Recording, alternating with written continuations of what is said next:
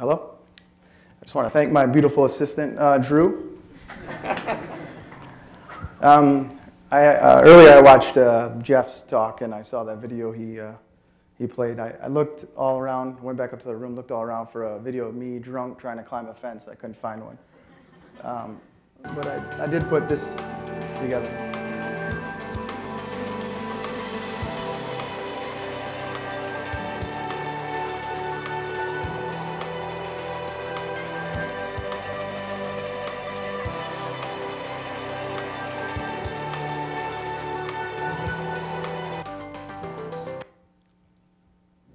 Before I get started, I really want to thank Drew and Matt for having me here. It's funny because I know a lot of your avatars and talked to a lot of you online possibly, and we never had a chance to meet. So if you don't know anything about me, I'm a father, I'm a husband, motivator, designer, I'm a baseball coach, and aspiring actor. And if you want to learn more about me afterwards, you can follow me on one of these things. The pause while everyone follows me on Twitter, that was supposed to be a note, sorry. This is my family. This is my wife. We got married in 2000, hold on, sorry, notes. 2010, we've been together since 1999. She is an artist as well. She's never designed anything like for anybody, any businesses, but she told me that I inspired her to start drawing, and some of the stuff she creates is just amazing. She's also an antique furniture junkie. She'll drive around, find old furniture, and I'll come home and be like, what the hell is that? And then the next day, it's like a pretty sweet piece of art. The way I met her, it's an interesting story, not the first part. We met at a bar, at a friend of mine's bar. When I was a kid, I sold greeting cards to make money. And I sold her mom some greeting cards. And years after that, Carrie joined the Navy, and her mom sent her this greeting card. And she had no idea it was me. So I met her at this bar, and she goes home and says, "Mom, I met this guy. He's in a wheelchair. He has no arms and no legs." And she said, "Is his name Ryan?" And, well, she's like, "How the hell do you know this?" So I just thought that's pretty funny and ironic. You know, it definitely is a small world. This is my daughter, Miranda. She's 19. She's a college student. She's going to school for international relations. She's leaving for Africa to study abroad in August. She's my stepdaughter. I have a tan, but I'm not as tan as her. But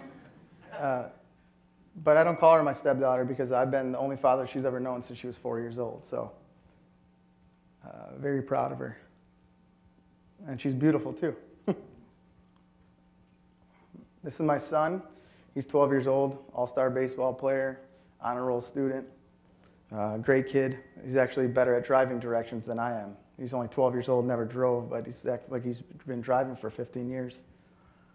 And if all this stuff is boring, I apologize. The first 45 minutes of my talk, might be a little boring, but I promise the last hour will be fun. That's him on the left when he was like 4 or 5 years old pitching, and that's him on the right now. That leads me to the next point, or my next part of my talk. Baseball is a big part of my life. When I was a kid, obviously I never could play it. My friends all played it, my brother played it, and I really wanted to play it. But I realized that, you can't have everything you want. So the next best thing was to coach baseball. So 12 years old, I started coaching my brother's baseball team. I went to high school, and I coached baseball there, and now I'm coaching my son's travel baseball team. And we're doing pretty good. We have in the past 2 years, we have a record of 30-5. So, and this is not Little League. This is like I'm a calm, nice person, but if you see me on the field yelling at other coaches and umpires, you wouldn't think it was me.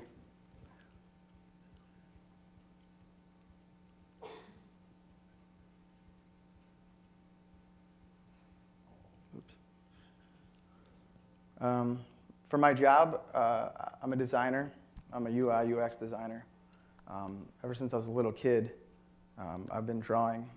I used to draw with my feet, and I'll talk about that a little bit more. But I like to say that I've been designing since before I learned to walk. Obviously, that's a joke because I've never learned to walk. So,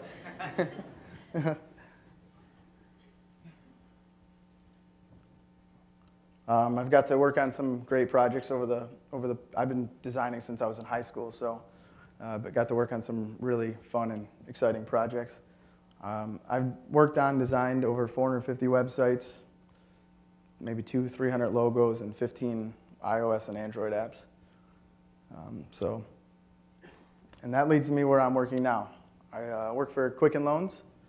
I don't know, anybody heard of Quicken Loans? Yeah.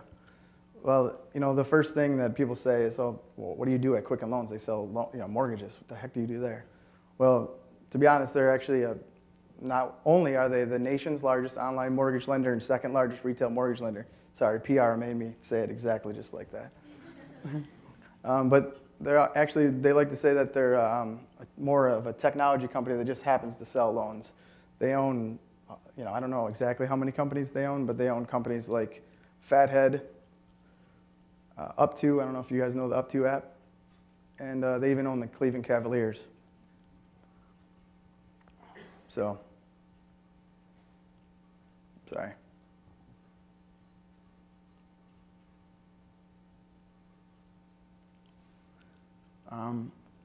Life growing up, that's one of the questions people always ask me, like, was it hard growing up with a disability? And to be honest, I didn't look at myself as a person with a disability. I looked at myself as a person. From the moment I could remember, I've always been the guy who's never lets anything stop him. So, and obviously, see me riding a skateboard, and I think it's a Cookie Monster skateboard. I didn't even know they made those. This is my mother, Kimberly. Her and my father made me, I guess. Sorry. I was born in Grosse Pointe, Michigan in 1979. And back then, they didn't have the technology that they have today to tell whether your baby's going to be born with a disability. I think they measured like the size of the skull, baby's skull, to see if it had some mental disability or whatever. So, they didn't have the, not that it would have changed anything, but the technology now is just crazy. Obviously, you guys know that. But I was born with something called congenital limb deficiency. Basically, it's the shortening of the arms and legs, underdevelopment of the arms and legs, and I like to tell everybody that it makes, it also came along with the good looks too, but that's not this is not part of it.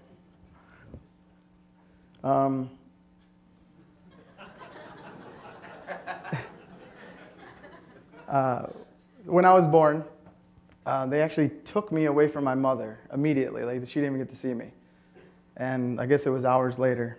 I don't really remember, but hours later, they come back in the room and they tell her that your son, he was born without arms and he was born without legs, and if you don't want to keep him, that's okay. So she was like, "What the hell are you talking about? Give me my son," So that's why I call them my first haters, because well, you'll see. They told my parents that I will never be able to do a lot of things. They said I'll never use an electric wheelchair. Well, actually, I was the youngest at the time. I was 3 years old using the first electric wheelchair. I don't know if any of you have 3-year-old kids, or you have kids that when they were 3, can you imagine them driving something that went 5 to 10 miles an hour?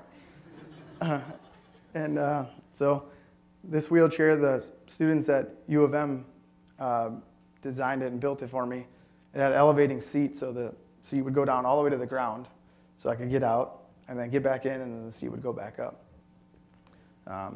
I've had lots of electric wheelchairs, so obviously that's one thing they got wrong. I will never go to a regular school. I've been going to regular school since I started school. And I put regular in quotes because that's what they called it. Regular school is not a school for people with disabilities. I graduated in 1997 with a 3.9 GPA. And then I went on to do 2 years of college They said I'll never drive a vehicle. Well, not only do I drive a vehicle, I'm on my 4th vehicle, but I've driven wave runners. Actually, in 2004, I came to San Diego Mission Bay and drove around the bay to raise money for Feed the Children Foundation. I drive ATVs, wave runners, ATVs, and I've even flown a plane before. Funny story, my cousin, he's a pilot, and he called me and he said, "Ryan, do you want to go flying?" And I said, "What?" And I said, "Sure." So I drive down to the city airport, and we get in this glider. It's a Tuskegee glider. We go up in the air, and he says, "Okay, I want you to land it." Well, I was like, "Are you high or something?" Because so he tells me what to do. I'm using the stick with my feet, and I landed it. And we landed in Grosse-Ile. It's an airport near Detroit. And when we started to land, there was like 100 deer crossing the landing strip. So he said that he didn't know what he was more scared about, the guy landing the plane with no hands or the 100 deer that we could almost hit and killed us. So another thing the doctor said, more things the doctor said I will never do is have children, get a job, or live a normal life. Well, obviously I'm here today, and you saw my children, and I have a job. So I like to say I've been smacking doctors in the face for a long time. So writing and drawing, that's another thing people always ask me, like, well, how do you write? How do you draw? When I was first born, they gave me these prosthetic arms. I think I was like 9 months old, 8 months old, using these like Captain Hook arms. And basically prosthetics, I don't know if you know, but they're made for someone that has a hand already, and it would just be a helper hand. Well, their big idea was to give me 2 of these things, and it was a nice try, but I felt that I could do things more on my own without them. I started drawing and painting, writing with my feet, and I would have to lay down to do this, and it became a big pain in the butt, and I was like, okay, when I get older, I'm not going to go to the bank and just like hop up on the counter and sign stuff. So I started picking up things with my chin and my shoulder just like this, and that stuck. And to this day, that's how I write, draw, and I've done big paintings, large-scale paintings. I've done drawing. In high school, though, I got kind of a pain, literally, writing reports and stuff. I would get like sores on my cheek, so that's when I started really using the computer. So my career. Oops, sorry. I was in high school, and I decided that I wanted to go get a job. Everything was great until I got to the job interview. I mean, I would talk to people on the phone. They'd be like, "Oh, yeah, you're a great candidate. Come in." And then I would get there, and literally I might as well have just showed up with no head, because that's how I was treated. Like, and as hard as they tried not to act like it was a big deal, it was a big deal. They didn't know, they couldn't get past my physical limitations, or what they thought was my physical limitations. So I started my own business, and like I said, I did that for a long time. Sorry, I need to get something to drink. Hopefully this table won't flip over.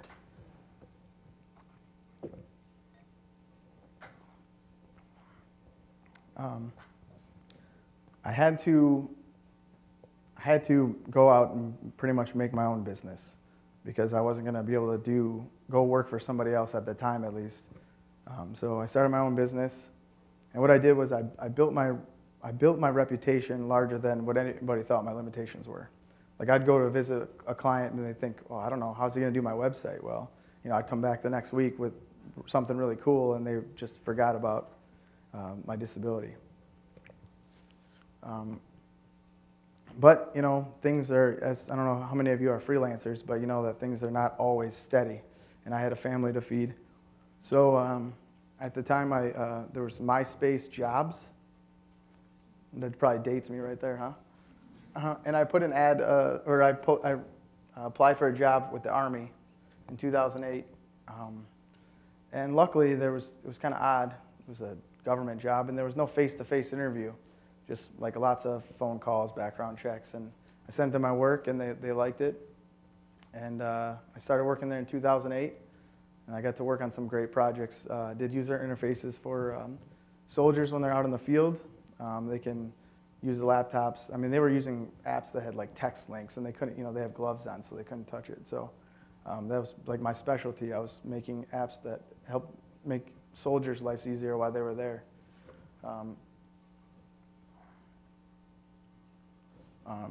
After 5 years of working for the government, I got a few phone calls from Quicken Loans. They actually found me online, not from MySpace jobs though.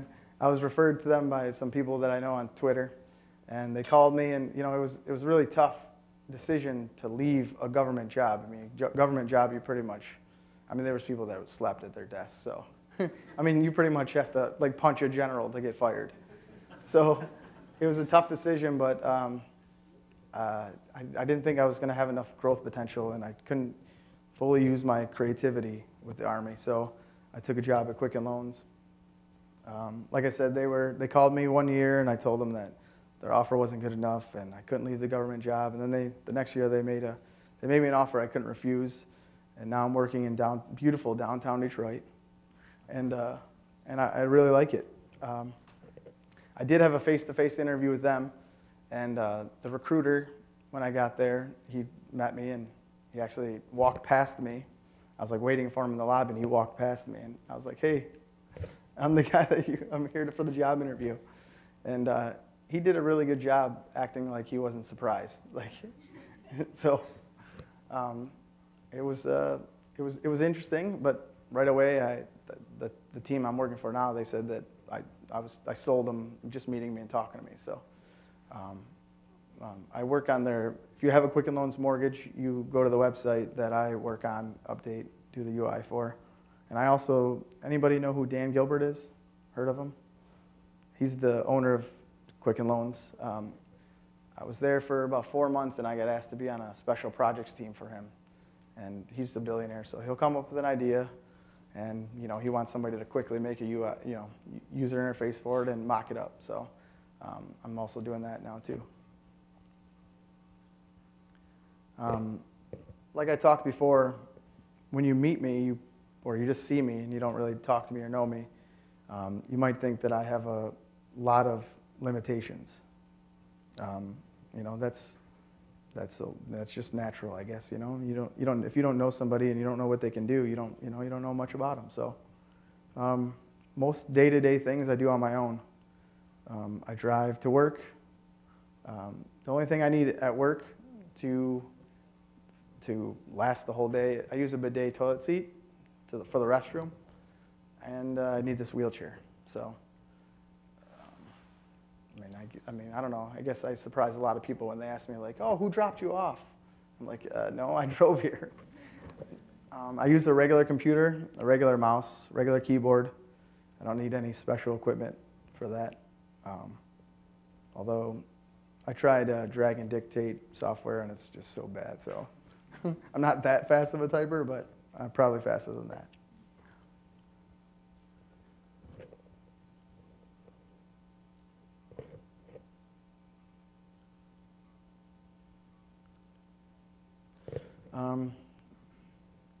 Just some things I wanted to talk to everybody, because I know this is not really, my talk is not really much about design, but my goal here wasn't to inspire you with my design. My goal was to inspire you with my life and my story, and I like to try to help everybody every day that I meet. Before I went up here, I was a little nervous, and I got some texts from some fellow employees, some colleagues, and they said, "Dude, you inspire people just going to work every day.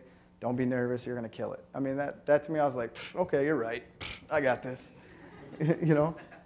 So I just wanted to share some secrets that I use every day, and share some stories that go along with them. Don't ever give up. This is pretty obvious, and I've talked about it a few times already, but I like to tell this story, and it's a story that happened to me just a couple months ago. And I was sitting on the couch, and I wanted some lip balm. And it's not the chapstick with the top that comes off, it's the unscrew kind. Well, obviously, as you can imagine, that might be a little difficult for me. Well, I got the top off, and I put it on, and I couldn't get the cap back on because I had the lip balm on my lips. But, so, the whole point of this story is that I don't just sit around waiting for somebody to do something for me. That was my goal, is to get that cap back on. Well, I dropped that thing on the floor maybe 30 times, so I finally got it on. And this is something that I tell people, and I tell my son, and he's like, Dad, why don't you just give up? Because you can't give up on something, whether it's the smallest thing. If I let something like a damn lip balm cap stop me, how's it going to be when my van breaks down? Or, I mean, there's a lot bigger things in life that, that can try to stop me, but I'm not going to let some lip balm thing stop me. A lot of people ask me if I have bad days. Obviously, I have bad days like everyone has bad days. My trick to changing a bad day into a good day is anytime something bad happens to you, most people, including myself, that I let this happen, is we dwell on that it's the bad happening. Oh, bad. Look, it's just another bad day, another bad day. Well, my trick to beat that is to tell myself that it's going to be a great day. I wake up every morning and I tell myself, today is going to be a better day than yesterday. And so far, I'm 34 years old, and it's worked. So if you can tell yourself that, whether you're working on a project and you come across a bump in it, you can get through it no matter what. I mean, things can be worse. My grandma told me when I was a little kid that it could be worse, and I use that to this day, because no matter what situation, you get a flat tire and people are like, oh, my life's over. It could be worse. You could have no car, So, and the biggest thing for me that helped me is confidence. A lot of people that I come across, they confuse my confidence for cockiness, but that's just the way you have to be extremely confident in yourself to do the things that I've done. Like no one's gonna let me go fly a plane unless I tell them, yeah, I think I can do it. Or no, I had to tell them I know I can do it. It's not good enough to just say, when they wanted to know if thought I could drive or I wanted to drive, I can't just say, yeah, I think I can do it. I literally had to know and tell myself that I can do that. So unfortunately, sometimes that comes across as cocky and not confident, but I do my best.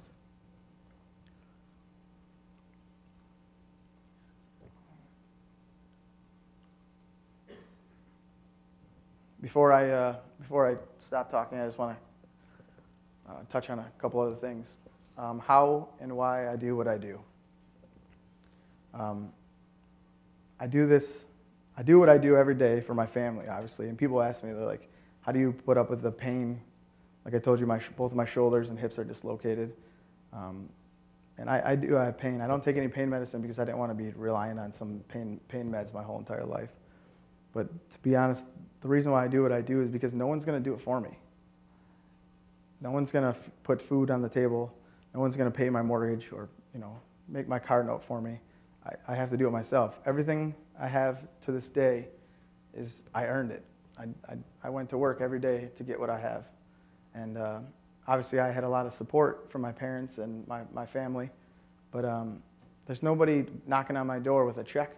There's no one knocking on my door with a check just handing it to me for doing nothing. So, and even if there was, I wouldn't accept it because that's not who I am. I'm a doer. I do my best to find the positive in everything, no matter what it is. Like I said, if you're having a bad day, it could be worse. But there's situations that might come up in a project, and you're like, the other day when I was working on that video, my computer crashed. Yes, Apple computers crash, and I lost the whole thing. And but you know what? The positive of it was that I made it 10 times better than it was originally. So obviously, we beat ourselves up when we do something wrong. But if we could just find the positive in our miscue, in our problem, then we can make life better. A lot of people ask me, or they say to me, wow, It must suck, huh? It must suck, huh, to be in that wheelchair, or it must suck to have someone help you eat, or it must suck to do whatever. But honestly, I have the greatest life ever. I have a great family. I met some really awesome people. I have a great job. I love what I do. I wouldn't change it. If someone said, hey, you can start over and have hands and do that, honestly, it might sound like bullshit to you, but I wouldn't do it, because I don't know who I would be if I wasn't this way. And I like who I am, and I like what I do, and I like helping other people, and I like the family I have. I mean, really, like I said, I wouldn't change anything.